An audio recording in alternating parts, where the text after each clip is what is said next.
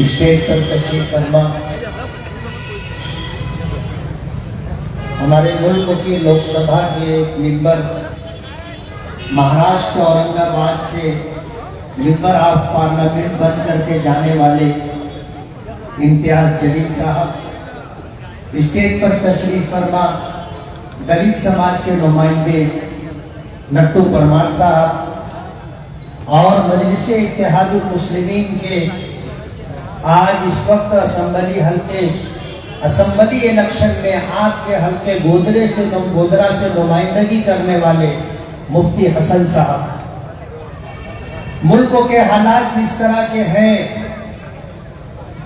اس پر آپ بارہا سن چکے، تفصیلی باتیں ہو چکی، میں اسے دوہرا کر کے آپ کا اور میرا وقت خراب نہیں کروں گا۔ میں آپ کو یہ بتانا چاہتا ہوں کہ آج اس وقت ہم ایک ایسے موڑ پر کھڑے ہیں، ایک ایسے دوراہے پر کھڑے ہیں کہ ایک طرف عزت کی تابناک زندگی ہے اور دوسری طرف دیش کی ملکوں کی آزادی سے لے کر آج تک ذلت کی مار ہے۔ ملک آزاد ہوا، اس ملک کی آزادی کے لیے سب سے پہلے اور سب سے زیادہ قربانی دینے والے ہم مسلمان تھے، ہمارے علماء تھے، ہمارے بزرگان دین تھے جنہوں نے اس دیش کی آزادی کے لیے سب سے زیادہ قربانی دی تھی۔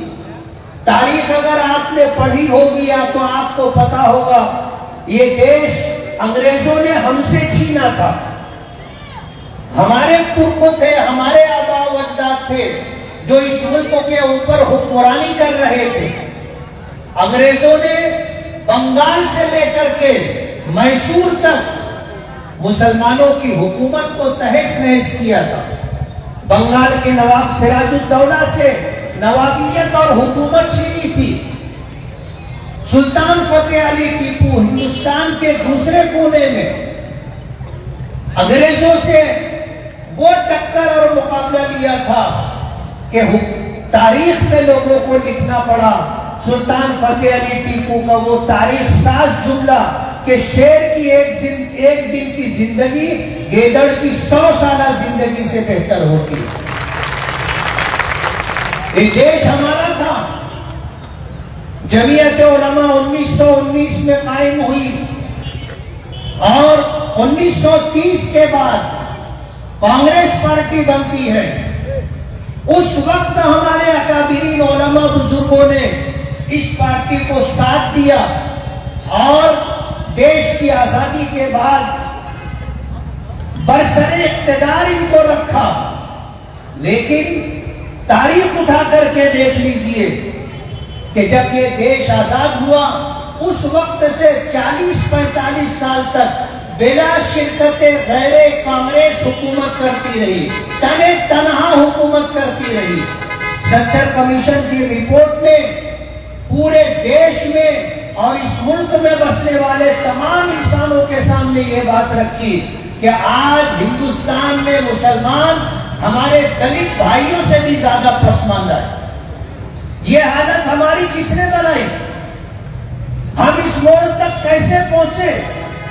یہ کانگریس پارٹی کی دین۔ آج ایک عالم، ایک مفتی اگر امیدوار بن کر کے کھڑا ہوتا ہے، ایک اچھی شروعات ہے اور آپ کو بڑھ کر کے اس کا استقبال کرنا چاہیے۔ ملک آزاد ہوا، جن لوگوں نے ملک کی آزادی کے لیے قربانیاں دی تھی، سب سے زیادہ قربانی دی تھی، اس ملک کی آزادی کے لیے سب سے پہلے جنہوں نے جدوجہد شروع کی تھی، ملک آزاد ہونے کے بعد یہ کہہ کر کے کہ یہ ہمارا کام نہیں ہے، کیا حالات تھے اللہ بہتر جانتا ہے، اس وقت کے ہمارے علماء سیاست کا میدان چھوڑ کر کے مدرسوں میں، مسجدوں میں، خانقاہوں میں واپس چلے گئے۔ آج حالات اس طرح کے بن گئے کہ ہم دوسروں کے دست نگر ہو گئے۔ چھوٹا چھوٹا کام ہو تو ہمیں ان کے پیچھے جانا پڑتا ہے۔ ہماری صورتحال دن بدن بگڑتی جا رہی ہے. آج ہماری آواز سننے کے لیے کوئی تیار نہیں. ہماری عورتوں سے چن کر کے جانا کو اپنا حق سمجھتے ہیں. آج ہم لوگوں کی یہ صورتحال انہوں نے بنا دی ہے کہ ہم ایسے ہو گئے جیسے بارات میں بینڈ باجے والے لوگ ہوتے کہ جب بارات نکلتی ہے تو سب سے آگے بینڈ باجے والے ہوتے ہیں، اور جس وقت شامیانہ اور شادی حال آتا ہے تو وہ کنارے ہو جاتے ہیں اور پیچھے کی بارات جا کر کے اسٹیج پر براجمان ہو جاتی. یہی حال مسلمانوں کا بنا دیا گیا. ہماری عورت سب کو چاہیے اور ہماری عورتوں سے ہر آدمی کرسی پر بیٹھنا چاہے گا، لیکن ہمارا حق دینے کے لیے کوئی تیار نہیں. کسی نے کہا ہے کہ تم نے چاہا ہی نہیں حالات بدل سکتے تھے، تم نے چاہا ہی نہیں حالات بدل سکتے تھے، میرے آنسو تیری آنکھوں سے نکل سکتے تھے، 2 قدم ساتھ میرے چل کے تو دیکھا ہوتا، خود بخود تیرے خیالات بدل سکتے تھے. مجلس اتحاد المسلمین کے قومی صدر بیرسٹر اسد الدین اویسی صاحب آج پورے ملک میں دیوانوں کی طرح مسلمانوں کے حق کے مطالبے کو لے کر کے گھوم رہے ہیں. آج ان پر الزامات اور رقیق الزامات لگائے جاتے ہیں. مسلمانوں کو بدگمان کرنے کی کوشش کی جاتی ہے. اسد الدین اویسی کی جگہ کوئی اور بھی اگر آج یہ آواز اٹھائے گا تو اس پر بھی یہی الزام لگے گا. میں آپ کو بتانا چاہتا ہوں کہ اگر ہم نے اپنے حق کا مطالبہ لے کر کے اگر آواز بلند کی ہے تو کیا ہم پر الزامات لگائے جائیں گے؟ ایک آدمی اگر اس بات کو محسوس کر رہا ہے کہ دیش کے سنویدھان اور دیش کے دستور کے اعتبار سے ہمیں حق ملنا چاہیے، اپنے حق کے مطالبے کے لیے آواز بلند کی جا رہی ہے تو الزامات لگائے جاتے ہیں. آج جن لوگوں کو ہماری عورتوں سے اقتدار ملا آج حکومتوں میں بیٹھے ہوئے ہیں، جب ہمارے حقوق ضائع اور برباد کیے جاتے ہیں آواز بلند کرنا تو دور کی بات ہے، ان کی پیشانی پر بل بھی نہیں پڑتا. کوئی ہمارے لیے بولنے والا نہیں ہے. آج سب کی چھاتی پر مون ڈلتے ہوئے پارلیمنٹ کے اندر اگر کسی کی آواز بلند ہوتی ہے تو وہ بیرسٹر اسد الدین اویسی صاحب ہے، اور کوئی ہمارے لیے بولنے والا نہیں ہے.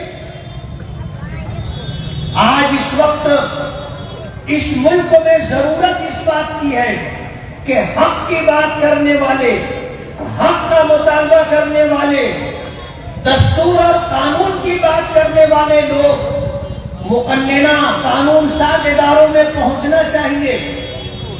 ضروری نہیں ہے کہ ہم سینکڑوں کی تعداد میں ہوں. اکیلا چنا لوگ کہتے بھاڑ نہیں پھوڑتا، لیکن اس کی ایک اپنی آواز ہوتی ہے، اور انقلاب لانے کے لیے، تبدیلی لانے کے لیے ایک دیوانہ بھی کافی ہے. آپ تاریخ اٹھا کر کے دیکھ لیجئے، ہماری تاریخ یہ بتاتی ہے کہ ایمان کی بدولت اور اتحاد کی بدولت ہم نے بڑے بڑے کارنامے انجام دیے. آج اس وقت مفتی حسن صاحب کو ٹارگٹ کیا جا رہا ہے. مجھے بھی کہا گیا کہ یہ ہمارا کام نہیں ہے. میں ایک مسجد کا امام ہوں، 1986 سے امامت کرتا ہوں، ایک مدرسے میں پڑھاتا رہا ہوں. جمعیت علماء کے پلیٹ فارم سے سماجی خدمت کر رہے ہیں ہم لوگ. جس وقت میں نے الیکشن کی شروعات کی تھی تو یہی بات دہرائی جاتی تھی کہ یہ ہمارا کام نہیں ہے. میں پوچھتا ہوں، مسلمانوں کا کام صرف نماز پڑھنا ہے؟ مسلمانوں کا کام صرف روزہ رکھنا ہے؟ مسلمانوں کا کام صرف زکات دینا ہے، حج کرنا ہے؟ ہمارا دین ہر اعتبار سے کامل و مکمل ہے. میں آپ سے پوچھنا چاہتا ہوں، آپ میری بات سے اگر اتفاق نہ کریں تو سیرت کی کتاب اٹھا کر کے دیکھیے. ہمارے آقا سرکار دو عالم صلی اللہ علیہ وسلم ہجرت کر کے مکے سے مدینہ گئے، ایک اسلام اسلامی حکومت کی بنیاد ڈالی اور اس کے سربراہ اعلیٰ خود نبی کریم صلی اللہ علیہ وسلم تھے۔ آپ کے بعد خلفائے اربعہ حضرت ابوبکر، حضرت عمر، حضرت عثمان، حضرت علی رضی اللہ تعالی عنہم اجمعین نے اسلامی اقتدار سنبھالا۔ حضرت عمر فاروق رضی اللہ تعالی عنہ کے زمانے میں 25 لاکھ مربع میل پر حکومت کی۔ کیا یہ دین نہیں ہے؟ یہ بڑی خدمت ہے دین کی۔ آج مفتی حسن صاحب چن کر کے آئیں گے انشاءاللہ تو آپ دیکھو گے تمام سرکاری دفاتر میں آپ کا کام کر کے دیں گے، اور یہ خدمت کا بہت بڑا میدان ہے۔ خدمت کی نیت سے آپ آئیے۔ حضرت ہمارے تاریخ اٹھا کر دیکھیے، سیرت پڑھ کر کے دیکھیے، جو ہمارے حکمراں تھے وہ لوگوں کے خادم تھے۔ کہا جاتا تھا سید القوم خادمہم، کہ قوم کا سردار کون؟ جو قوم کا خادم ہوتا ہے۔ آج اس موقع پر کم وقت کے اندر کچھ پیغام دینے کے لیے آیا۔ میں آپ کو بتانا چاہتا ہوں کہ انقلاب آتا ہے ہمارے نوجوانوں کی وجہ سے، انقلاب آتا ہے ہماری ماں اور بہنوں کی وجہ سے۔ مالیگاؤں میں جو تاریخ ہم نے بنائی تھی وہ تاریخ ہمارے نوجوانوں کے بلبوتے پر، ماں اور بہنوں کے بلبوتے پر ہم نے تاریخ بنائی، اور انشاءاللہ مالیگاؤں اور گودھرا میں زیادہ فرق نہیں ہے۔ آپ دیکھو گے ملا جلا مسئلہ ہے۔ جہاں ہم رہتے ہیں وہاں ساری سہولتیں مفقود ہیں، کوئی کام، کوئی سہولت کا کام، وکاس اور تعمیر کا کام نہیں ہوتا۔ دوسرے علاقوں میں سب کچھ ہوتا ہے، ہمارے ساتھ بھی مالیگاؤں میں یہی ہوتا ہے۔ گودھرا مالیگاؤں میں زیادہ فرق نہیں ہے۔ آپ انقلاب لانا چاہو گے، آسانی کے ساتھ انقلاب آئے گا۔ 80,000 ووٹ آپ کی کم نہیں ہے۔ آپ یقین مانیے، جن کو آپ نے ہمیشہ 50 سال سے ووٹ دے کر کے ان کو اقتدار میں اور حکومت میں بٹھایا تھا، انہوں نے آپ کے لیے کیا کیا؟